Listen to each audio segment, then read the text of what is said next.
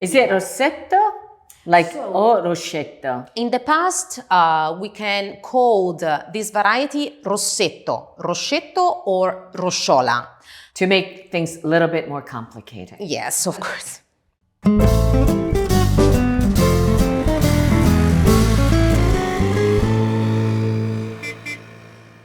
Italian Wine Travel with Stevie Kim.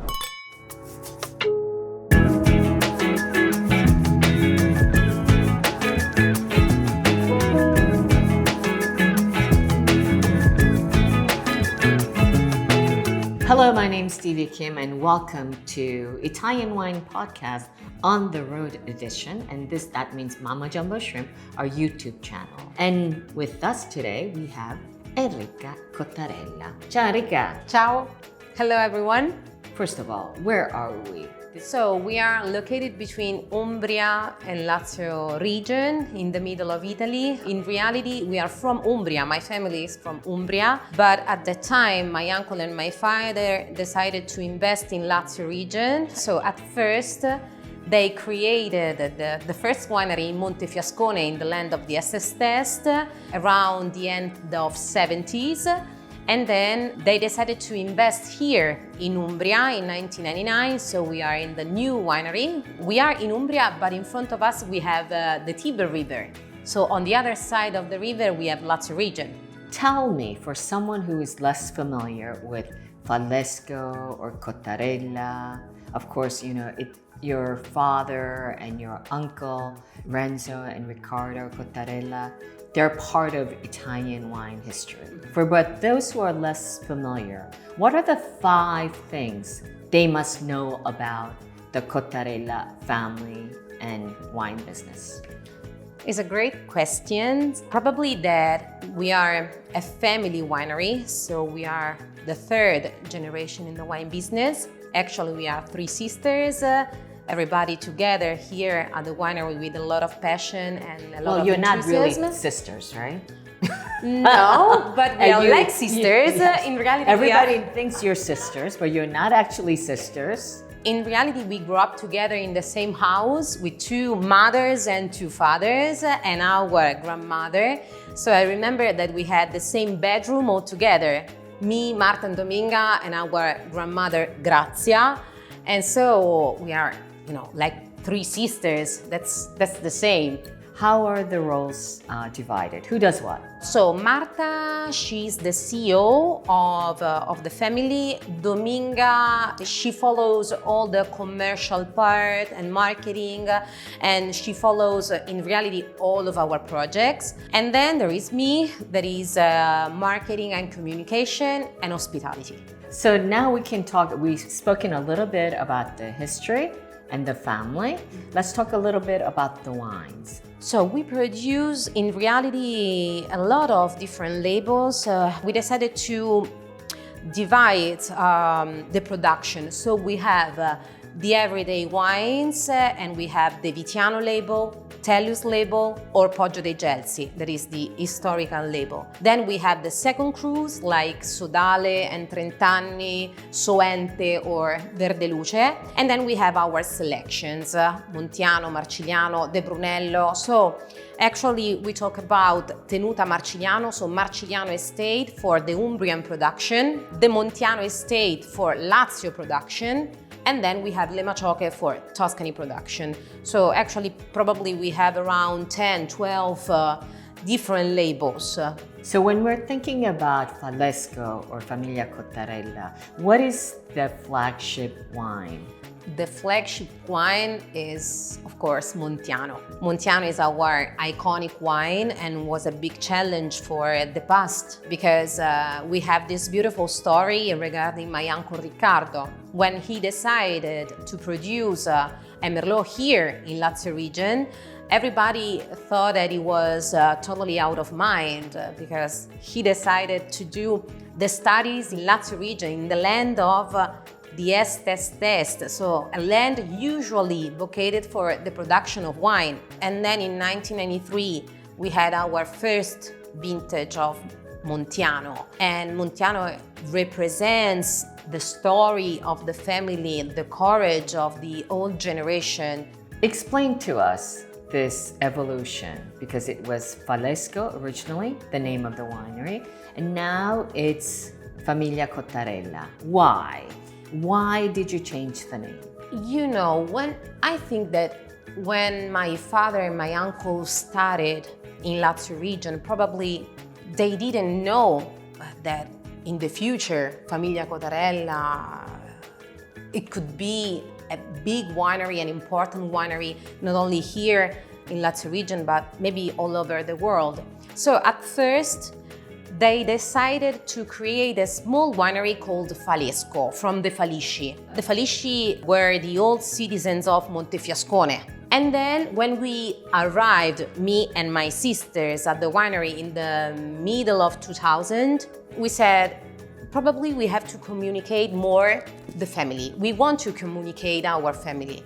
And it's the reason why, the first reason why we decided to not to do a change, but maybe a natural evolution from Fallesco to Famiglia Cotarella. So of course, you're famous for Montiano, Merlot, but tell us a little bit about this native grape variety, which is called Rosetto.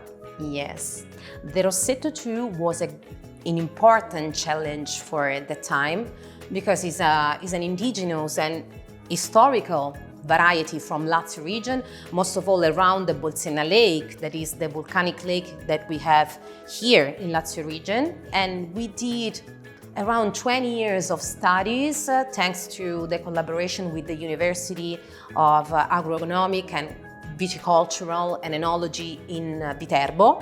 And now we are the only winery which produces this variety 100%. In the past, we started with the Poggio dei Gelsi at first, so with the blend Trebbiano, Malvasia and Rosetto. And then we started the production of Ferentano. That is our selection of Rosetto. That is the most important wine we produce, white wine we produce with Montiano. And actually we produce also a traditional method. It's a small production that we have. And then a dessert wine.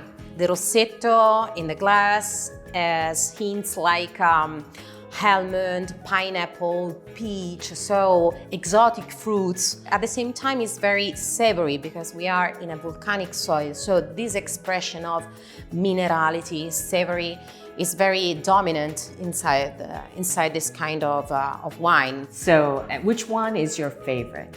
It's not easy, but probably in the summer, of course, Sorella is our Rosé 100%, Rosé Merlot 100%. It's a summer wine, it's very ephemeral with a great acidity, but at the same time it has the hints of Merlot, so the balsamic, a little bit of balsamic part, and the sweetness of the Aleatico, so strawberries and roses. Yes, it's a summer wine. You know, in your ecosystem of Famiglia Cotarella, you also have this school, right? It's a training for future hospitality, right? Mm-hmm. And it's called Intrecci. So tell us a little bit about that. So Intrecci was another big challenge. Is an academy for food and beverage manager, or it's better, maybe it's an academy for the hospitality manager. We have the opportunity to host every year between 20 and 25 students to improve their knowledges around the world of the hospitality, because the hospitality is a big world. Dominga had the idea because she follows the markets, but she was very, convinced about this idea. And so in 2017, we created Intrecci with the first 14 students. And so they stay with us for 6 months. And then for the other 6 months, they go everywhere all over the world, doing stage in Michelin star restaurants or important hotels. But the name Intrecci is very funny because Intrecci is in 3C. So the 3 Cotarella sisters. Oh, I never would have gotten that. Yeah, the 3 sisters, but the 3C of our values. So courage, curiosity, and culture. is the reason why we decided to call the Academy Intrecci. Always in this like ecosystem, you also have a foundation. Yeah. What is that all about? So the foundation is an important project. We created in 2018 the farm, this beautiful farm for kids and families. So we work every day, most of all between April and October, with schools and kids. We do a lot of different activities. We have the animals there. We have vegetables and vines. It's a very beautiful project. Then in 2021, we decided to create the foundation. And the foundation has the mission to help the new generation. But at the same time, we want to help families and give to the young generation and family the instrument and the courage to have a new opportunity of life. You know, we spoke about rossetto, but there's another word that is very curious. Tuscia. Tuscia is in between Tuscany, Umbria, and Lazio. So you had wineries in Lazio and in Umbria. Then you had to go to Tuscany to make that complete triangle of Tuscia. What are you doing in Tuscany? So yes, in Tuscany we have a beautiful and small property in Montalcino called Le Macioche. Le Macioche is the name of strawberry roots. So the hill that we have in front of the property is very deep of strawberry roots. And so the old property decided to call yes, Le Macioche. Le Macioche for this reason. It is another approach, respect here between Umbria and Lazio, because there we have in total 7 hectares, 3 hectares and a half of Sangiovese Grosso for the production of Brunello and Reserve, so the regular one and the Reserve. It's a special place. I'm personally, but my sister too, we are totally fall in love with this place. It's magical. Okay, so before we close, I'm going to ask you to take one wine from each region and pair it with the perfect food. Let's start with Lazio region and with our Montiano, of course, is our iconic wine. And maybe the perfect pairing of Montiano is Roman meatballs and coda alla vaccinara. To Umbria, probably our Verde Luce, that is the only white wine we produce in Umbria, and with our umbrichelli from Umbria. What is umbrichelli? Umbrichelli is a typical kind of pasta from Umbria. It's quite similar to pici. And finally, Tuscany. Tuscany, we have our Brunello di Montalcino, so Brunello Le Macioche, pairing to the Fiorentina. Okay, and that's a wrap.